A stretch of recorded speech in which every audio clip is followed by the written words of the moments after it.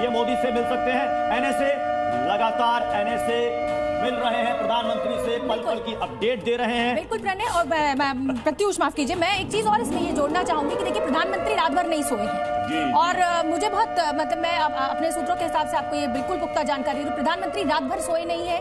NSA से, रक्षा मंत्री से, डिफेंस चीफ से, सीडीएस से लगातार फोन पे बातचीत कर रहे हैं और अब ये मीटिंग जो हो रही है ये आगे की रणनीति पर चर्चा करने के लिए हो रही है। देवनाथ जी देखिए, आगे की रणनीति ये होगी कि 4 बड़े निर्णय लेने पड़ेंगे। हाँ। इस मीटिंग के बाद इसके पहले ही निर्णय ले जाएगा, लेकिन शायद अनाउंस ना करें, लेकिन वहां अंदर खाने में सर्वसम्मति बन जाएगी। एक, क्या पीओके पर हमला किया जाए जमीनी की रास्ते से, जैसे हमने उरी में हमारे स्पेशल फोर्स और कमांडो को घुसाया गया था। इस बार एक जगह नहीं घुसाएंगे, हम 5 या 10 जगह घुसाएंगे। दूसरा बड़ा निर्णय ये लेना पड़ेगा कि क्या इंडियन आर्मी को इंटरनेशनल बॉर्डर क्रॉस करके पाकिस्तान में घुसाया जाए। याद रहे, हम 1965 की जंग में इच्छोगोल कर्नल को क्रॉस करके चले गए थे, लाहौर पर कब्जा करने वाले हैं, तो क्या इस तरह का एक हमला किया जाए। तीसरा, क्या इंडियन एयरफोर्स के फाइटर बॉम्बर्स को खुली छूट दिया जाए कि वो एलओसी को क्रॉस करके, देखिए अभी तक हम सिर्फ ड्रोन लॉन्च कर रहे हैं, हमने हमारे फाइटर विमान को नहीं भेजा। जल्दी से मुझे रविंद्र का रुख करना पड़ेगा। रविंद्र, ये मुझे लगता है कि ये मुलाकातों का सिलसिला लगातार जारी है, प्रधानमंत्री पल पल की अपडेट ले रहे हैं, मॉनिटर कर रहे हैं। एनएसए कितने बजे मिलने वाले हैं पीएम से?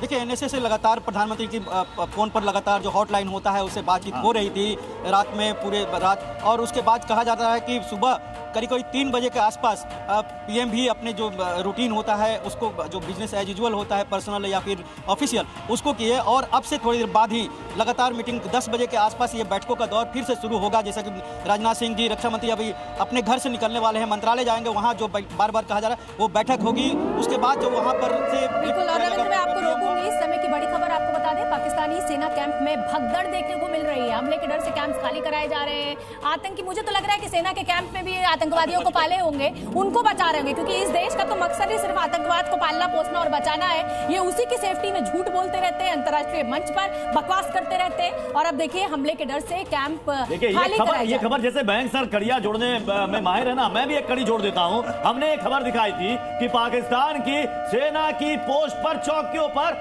आतंकियों ने मोर्चा संभाल लिया है। मैं कड़ी जोड़ रहा हूं, हमले के डर से पाकिस्तान के सेना के कैंप खाली हो रहे हैं। ये भगदड़ है। हाँ, प्रत्युष, मजे की बात यह है कि इतने फ्रंट्स खोल रखे हैं पाकिस्तान ने, वहां बलूच चढ़ रहे हैं, खैबर पख्तूनख्वा के लोग जो हैं वो नाराज हैं, वो एक तरफ से उन्होंने मोर्चा खोल दिया। हिंदुस्तान से बड़ी खबर दे देते हैं, रक्षा मंत्री राजनाथ सिंह, जैसा कि रविंद्र हमारे सहयोगी ने बताया कि वो अपने घर से निकल चुके हैं। थोड़ी देर में उन्होंने कहा कि लगभग 9:30 बजे के आसपास वो बैठक होने वाली है। रविंद्र, जल्दी से थोड़ा सा अपडेट दे दें आप।